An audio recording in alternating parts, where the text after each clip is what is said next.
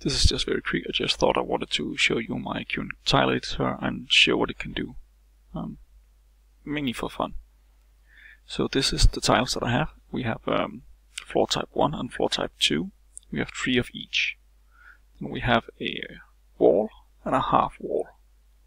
That is basically the tiles in one of my tile sets. I also have, let's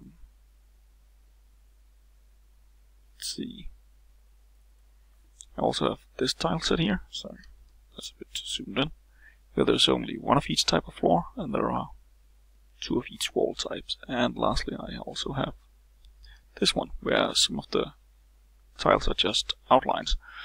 If you look at this tile set and this tile set, what you can see is that these are smaller compared to these.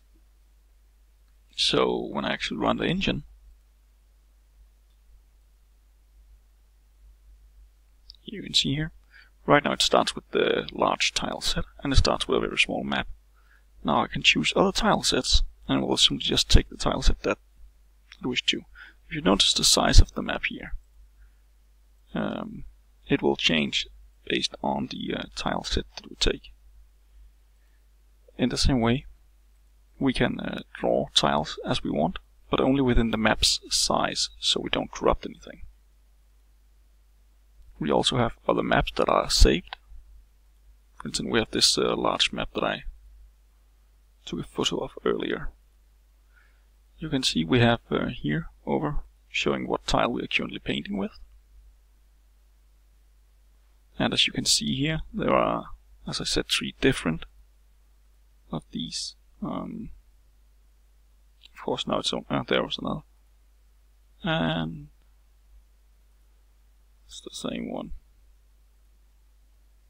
That's the last one. So it's procedurally generated, but it can take some time. We can also scroll along the map, which I thought was very important. And we have a small marker to show us where we are, and we have our coordinates up here, where we are touching stuff. Yeah, that's basically it for now.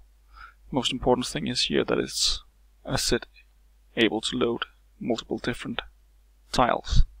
And as you can see, these are the transparent tiles I was talking about.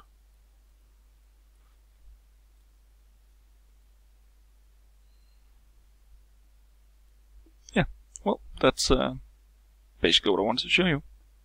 Have a nice day.